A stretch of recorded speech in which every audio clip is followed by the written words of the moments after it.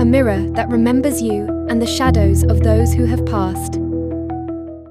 I found the mirror on a warm spring afternoon, the kind of day when the sunlight feels too bright for the shadows it hides.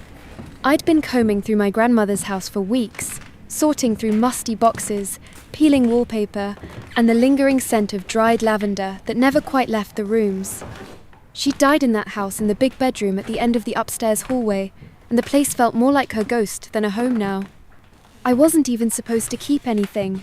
The realtor told me to clear it all out, dump the furniture, sell what I could, donate the rest. But when I found the mirror in the attic, covered with a moth-eaten sheet, I felt drawn to it. It was an old standing mirror, tall enough to reflect my entire body, framed in black walnut carved with swirling patterns that made my head ache if I stared too long. A single crack ran from the top left corner down to the middle, like a vein beneath frosted glass. I remember the way the dust felt on my fingers when I pulled the sheet away.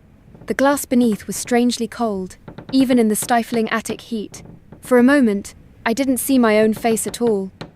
Instead, I saw a flash of pale skin, long hair tangled over bony shoulders, lips parted around a word I couldn't hear. I jerked back, heart thudding. When I looked again, it was just me.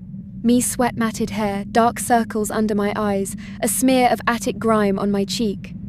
I should have left it there, sold it, or better yet, smashed it and left the shards for the garbage collectors.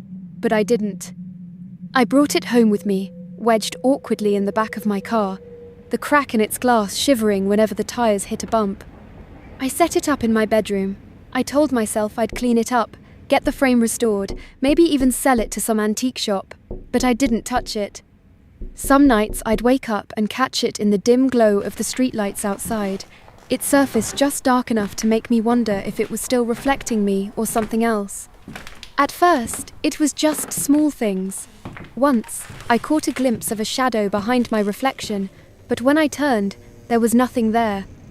Another time, I could have sworn I saw bruises on my reflection's throat-faint finger-shaped marks that vanished when I blinked. I didn't tell anyone about the mirror. It felt like admitting I'd brought a ghost into my house, like saying it out loud would make it real. I lived alone, so there was no one to notice how I'd stand in front of it, sometimes for hours, staring into that cracked glass. Then came the first dream. In it, I was standing in the hallway outside my grandmother's bedroom. The door was open a crack, and I could hear her voice, except it wasn't her voice. It was younger, raspier, gasping out my name. I pushed the door open, and there she was, a girl, no older than 16, sprawled on the floor with blood seeping from her wrists. She looked up at me with wide eyes. Her mouth moved, but I couldn't hear the words. I woke up drenched in sweat. The mirror glowed faintly in the corner of the room. When I looked, it didn't show me lying in bed. It showed the same girl, curled up on the floor, her dead eyes locked on mine. I tried to convince myself it was stress. Grief, maybe. I hadn't really mourned my grandmother not properly. I told myself I'd take the mirror out to the curb the next day, but I didn't.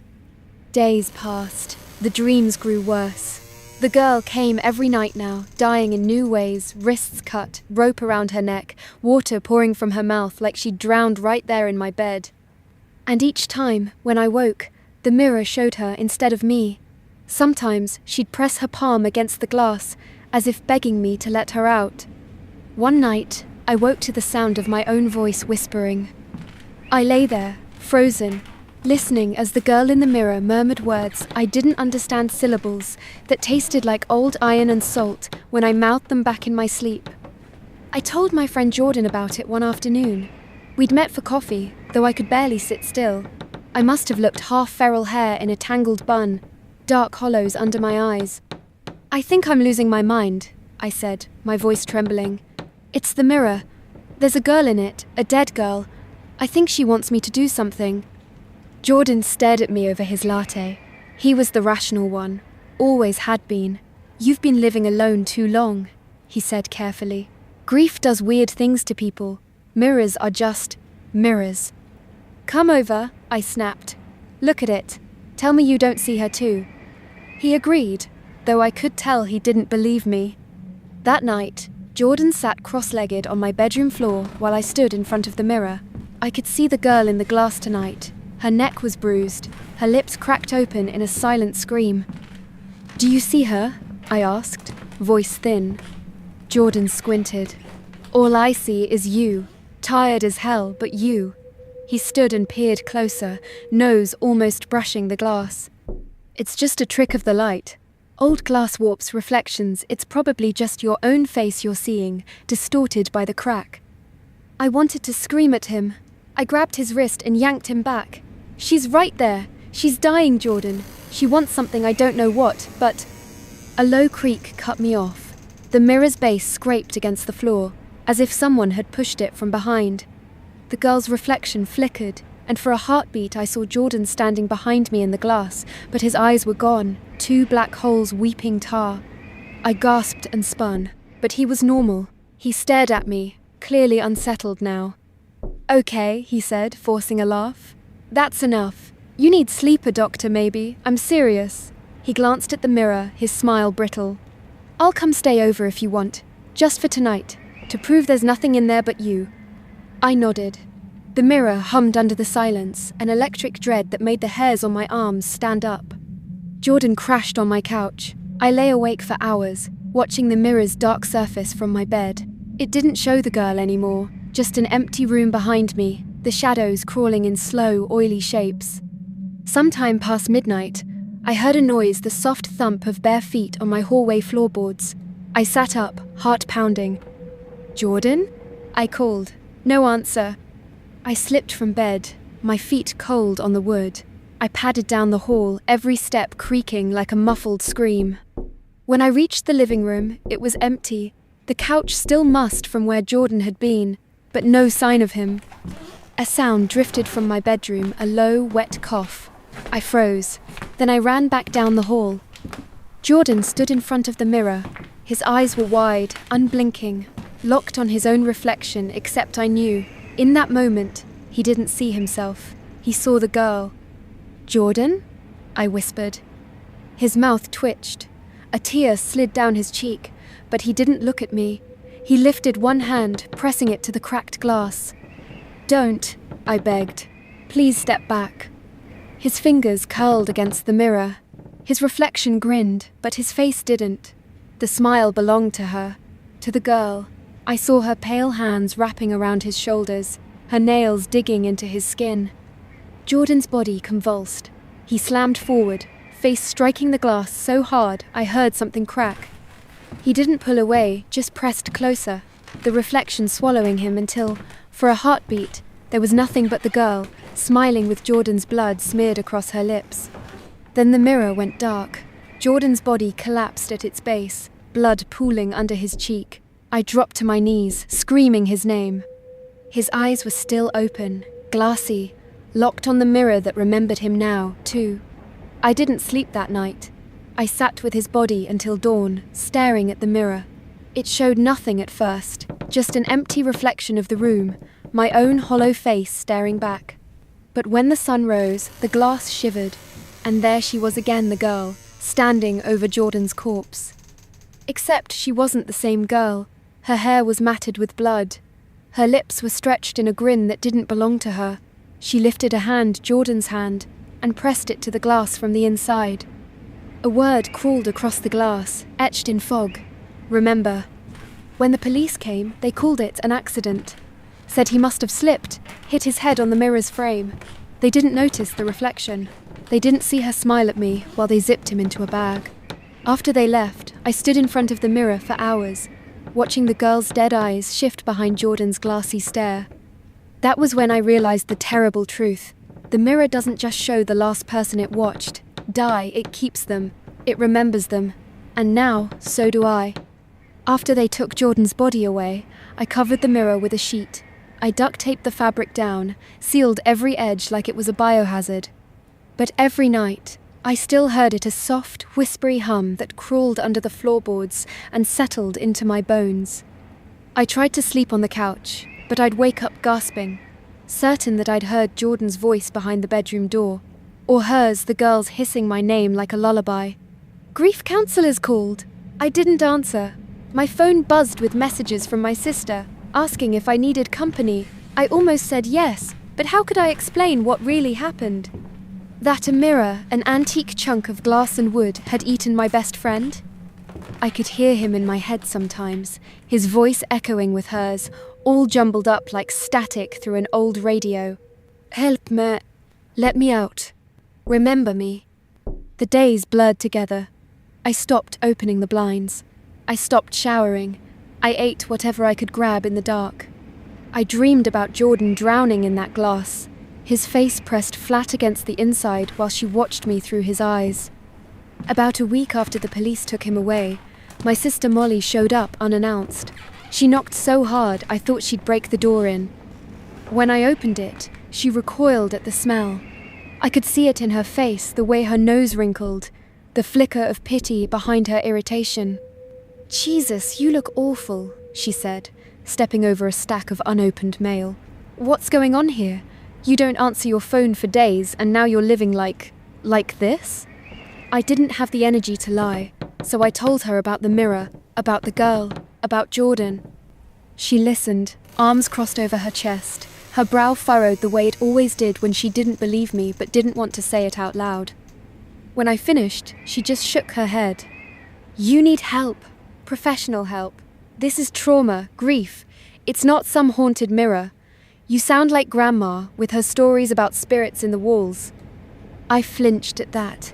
Our grandmother had always been superstitious, talking about mirrors as doorways, how they should be covered when someone died so the soul couldn't get trapped inside. We used to laugh at her for that. Now I wasn't so sure. Molly glanced down the hall toward my bedroom. Where is it? The mirror? Covered, I mumbled. Don't. But she was already moving. She threw open the door, flicked on the light. The mirror stood in the corner, draped in its stained sheet, tape curling at the edges. The smell in that room was worse, a cloying metallic scent, like old pennies and wet earth. God, what is that smell? Molly said, wrinkling her nose. She stepped closer. I grabbed her wrist. Don't touch it. She pulled free, gave me a look. It's a piece of glass. Watch. Before I could stop her, she ripped the sheet down. The cloth fluttered to the floor like a dead bird. The mirror stared back at us. At first, I saw only our reflections, me, pale and sunken, Molly, flushed with frustration. Then the glass rippled. Molly's reflection froze. Her face began to peel back like paint in the sun, revealing the girl's grin beneath. But this time, Jordan's face bloomed behind her eyes wide and mouth moving, trapped just under the surface like a bug in amber. I staggered back. Molly leaned closer, oblivious. It's just old. It's warped. Look, there's nothing there. She tapped the glass with her fingernail. The sound echoed like a muffled scream. Please, Molly, cover it, I whispered. My voice cracked. Don't look at it. But she didn't. She just turned and grabbed my shoulders. You're scaring yourself. I'm staying tonight. I'll help you get rid of this thing in the morning, okay? She hugged me. I didn't hug her back. I was too busy staring at the mirror over her shoulder where I could see my reflection, and behind it, the girl pressing her face flat against the glass, her dead eyes locked on Molly. Molly took the couch that night. I lay in bed with the sheet draped haphazardly back over the mirror, but it did nothing to stop the voices. Jordan's whisper bled into the girl's humming. They drifted through the walls like cold water. Sometime past midnight, I heard a soft tap, tap, tap, the sound of fingernails on glass. I squeezed my eyes shut. Let us out. The words crawled through my mind, tasting like rust. I pressed my pillow over my head and waited for sleep to swallow me whole. I woke to screaming. I bolted upright, heart hammering so hard my vision blurred. The mirror was uncovered again, the sheet crumpled at its base. Shadows flickered in its glass, swimming like oil. The screaming came from the living room. I ran down the hallway, feet slipping on the hardwood. I found Molly standing in front of the couch, staring at the window, except it wasn't the window she was seeing. It was the reflection in the window. She turned to me, eyes wild. Her mouth opened, but her voice didn't come out. Instead, I heard it behind me, echoing from the bedroom. Remember, Molly stumbled back, tripped over the coffee table, hit the ground with a bone-cracking thud. She didn't get up. I dropped to my knees, grabbing her hand. Blood seeped from the back of her head, pooling on the rug. Her eyes fluttered open for half a second. "It showed me," she rasped. "It showed me you." And then she went still. I don't remember calling 911. I don't remember the paramedics or the police asking questions, their mouths moving like they were underwater. They ruled it an accident, blunt force trauma, a freak fall. But I knew. She hadn't fallen because she tripped. She'd fallen because the mirror showed her something so awful she'd tried to run, and it hadn't let her. After they took her away, I sat in front of the mirror, sheet still bunched around its base. I saw her there, Molly, standing shoulder to shoulder with Jordan and the girl. All three of them pressed against the glass, mouths moving in unison. Remember. I decided to destroy it. I dragged it into the backyard in the dead of night. The glass was heavier than it looked. The frame seemed to get heavier the closer I got to the garden. By the time I laid it flat on the grass, my arms were numb, my breath ragged. I fetched a hammer from the shed. My hands shook so badly I almost dropped it. I lifted it over my head, ready to bring it down. The mirror's surface shimmered. For a heartbeat, I didn't see my reflection. I saw my grandmother's bedroom, the way it looked just before she died, the curtains fluttering, her silhouette propped up against the headboard. And then her face. Her eyes locked on mine through the glass. I swear she smiled. Remember. I brought the hammer down. The blow rang through my bones like a gunshot. The glass cracked, but didn't shatter. Instead, a vein of darkness spread through the mirror, spiderwebbing out from where the hammer hit. I swung again, and again. The crack grew, but the mirror refused to break. It felt like hitting stone, each strike sending a shockwave through my arms that numbed my fingers. On the final swing, the hammer slipped from my grasp. It landed in the grass with a dull thud. I fell to my knees, breathing hard. The mirror stared back at me now, showing my face fractured into 1,000 tiny pieces. In each shard, I could see the girl, Jordan, Molly, and now my grandmother too, eyes closed, lips parted in a silent hymn.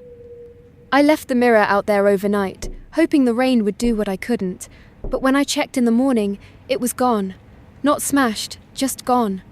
The wet grass was undisturbed, like it had never been there at all. Back inside, I found it standing in my bedroom again, exactly where it had been before. The sheet was draped back over it, the tape smoothed flat as if I'd never torn it off. My throat felt raw. I wanted to scream, but the sound stuck behind my teeth. I pressed my palm to the sheet. Beneath it, the glass was warm, almost feverish. The next few nights were a blur. I didn't sleep. I sat on the edge of my bed, staring at the shrouded shape, listening to the whispering voices slip through the walls. They never stopped. Sometimes they sounded like pleading. Other times, they laughed. Once, I woke to find muddy footprints in the hallway, bare feet, too small to be mine. They led from my bedroom to the front door and vanished into the night. I stopped answering my phone. I stopped eating. My reflection grew thinner, more hollow.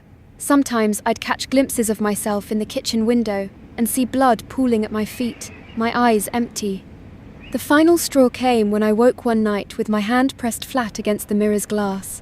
I didn't remember getting up. I didn't remember tearing off the sheet. But there I was, staring into the crack, my palm mirroring the girl's. She mouthed something to me, over and over. This time, I understood. It's your turn. It's strange what you'll accept when you're too tired to fight it anymore. After Molly died, the days folded in on themselves. I stopped going to work. I didn't answer the door when neighbours knocked to check in. I lived in the stale glow of my bedroom lamp, half watching the sheet draped over the mirror as it breathed in the dark. Because that's what it did now, it breathed. Some nights, I could see the fabric rise and fall like lungs filling with rotten air. I'd lie there, paralysed, the voices crawling through my pillow, slipping down my throat until they felt like my own thoughts. Sometimes they were Jordan's words. You brought me here, you didn't stop it. Sometimes they were Molly's. You showed me what I wasn't meant to see. But mostly it was her, the girl. Her whispers slithered through my skull, weaving themselves into my dreams. Remember. I wanted to know who she was. I needed to know why she was bound to that cursed glass, why she'd taken Jordan and Molly, why she was still here when the house was empty but for me. So I dug.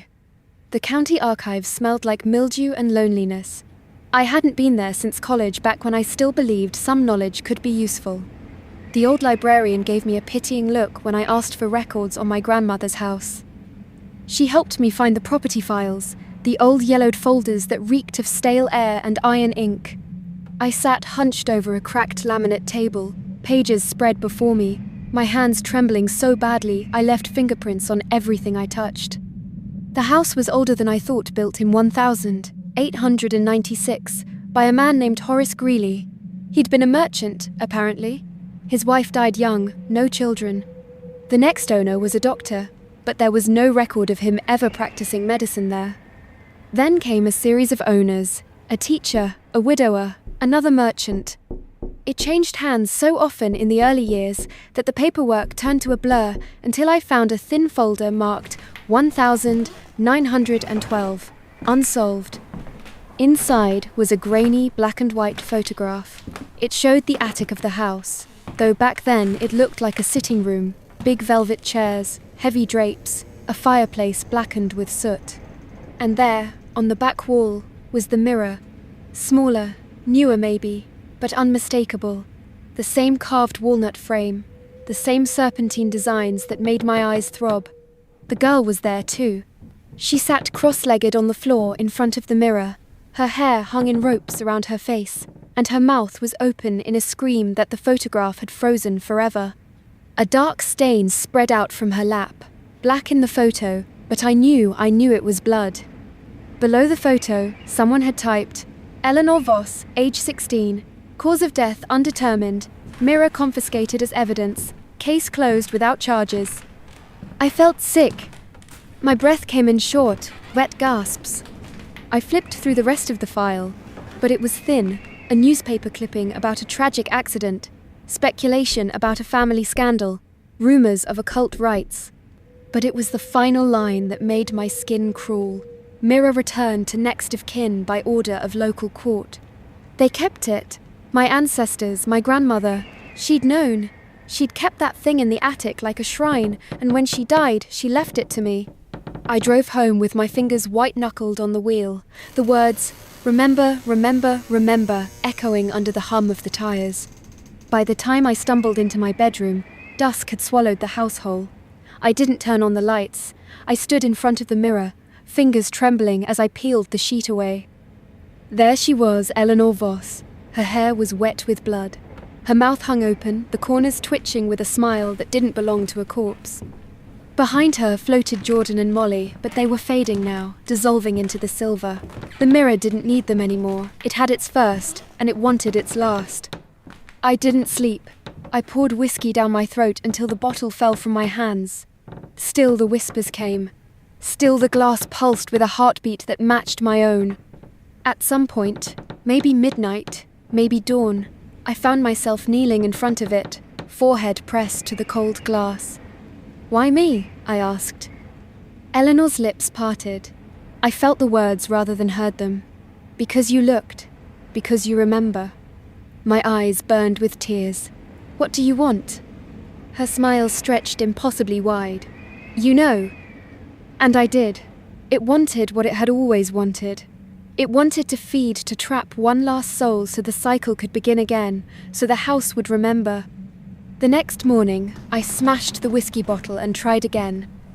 I struck the mirror's edge, but the glass didn't break. Instead, the reflection rippled like water. For a heartbeat, my own face appeared behind Eleanor's eyes, hollow, mouth sewn shut by shadows. Then the glass reformed, smooth as ice. I tried fire.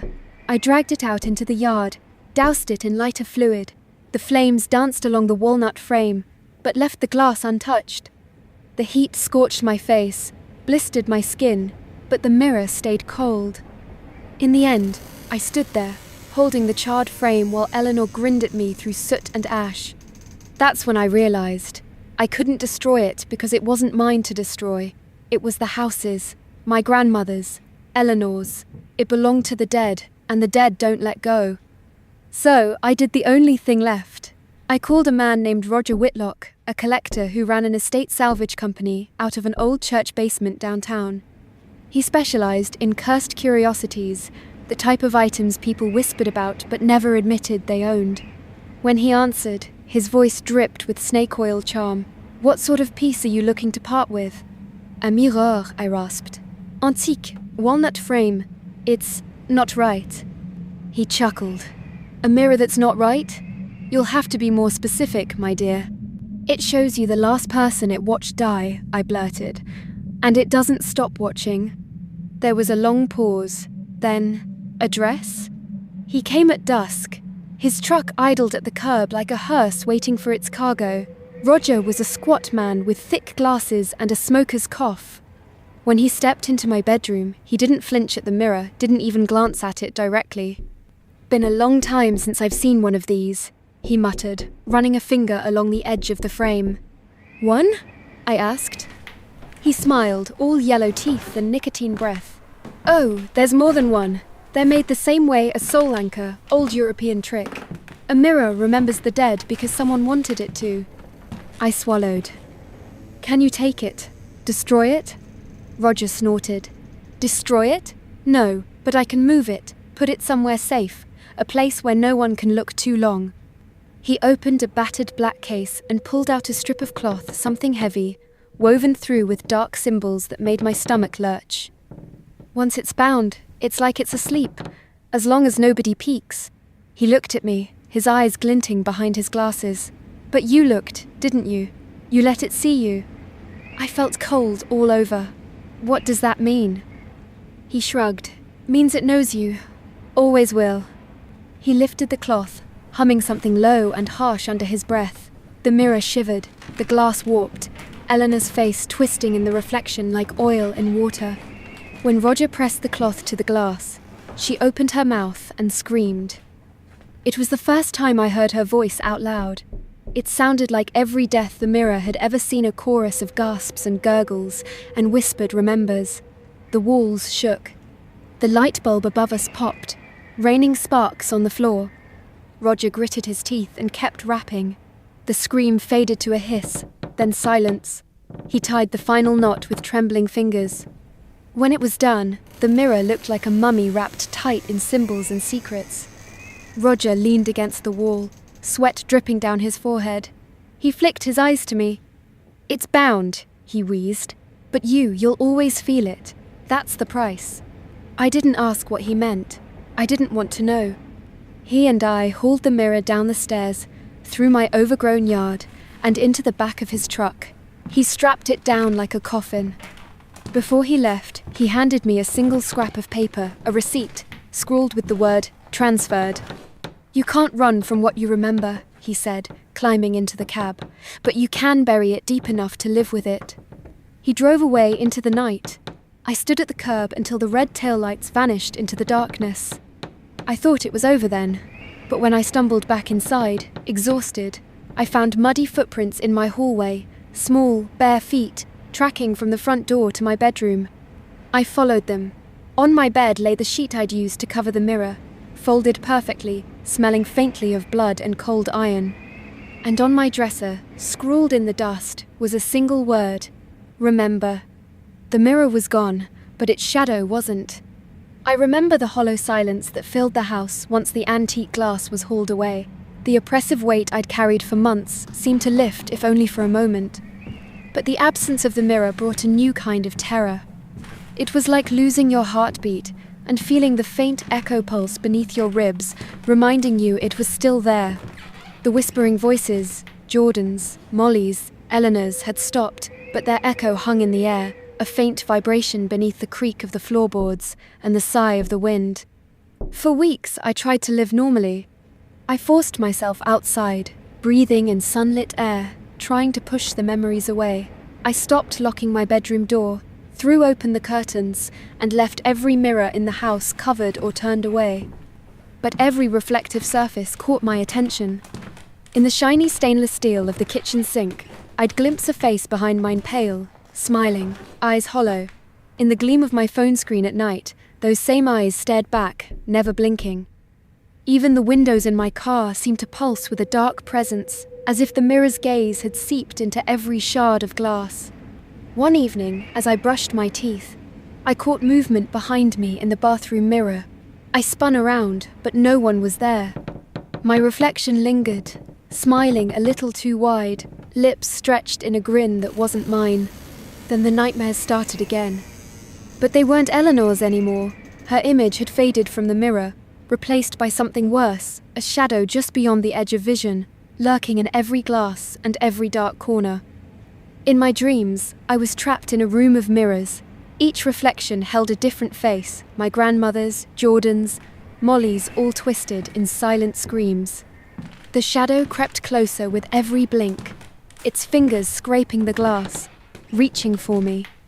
I woke one night with a cold, skeletal hand trailing down my arm, my breath caught in my throat. The room was empty, but in the window's reflection, a pair of eyes glowed faintly, watching me. I tried to tell myself it was grief, stress, maybe sleep paralysis, but the marks on my skin told a different story. Bruises bloomed overnight, ghostly handprints that faded only to reappear in different places. Thin scratches curled across my wrists and neck, as if fingernails had torn through flesh. I covered the marks with long sleeves and gloves, but the pain was real. It burned beneath the skin, a constant reminder of something lurking just beyond perception. I returned to the archives, desperate for answers.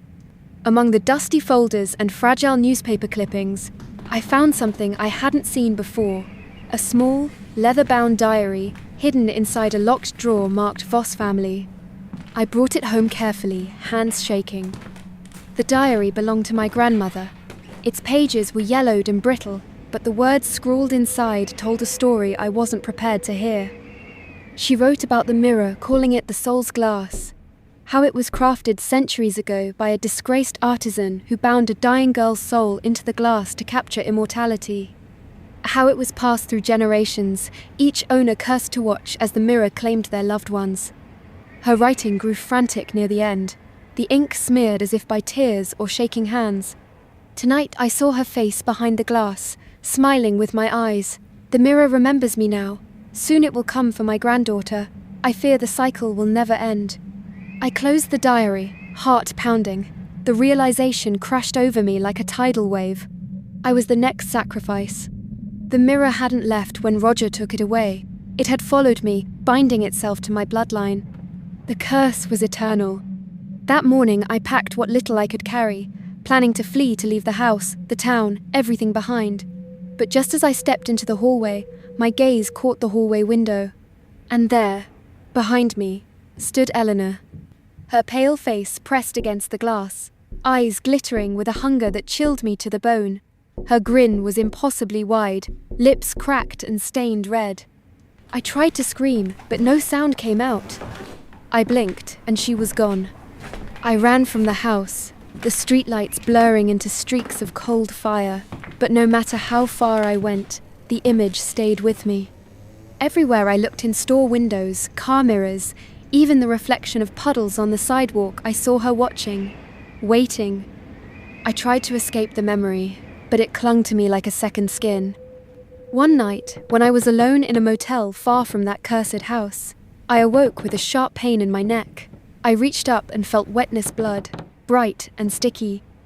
And there, beneath the harsh motel light, was a bruise shaped like a handprint. The mirror's curse wasn't just a story anymore. It was my life. I never left the house again, because no matter where I went, the mirror remembered me. And I remembered it.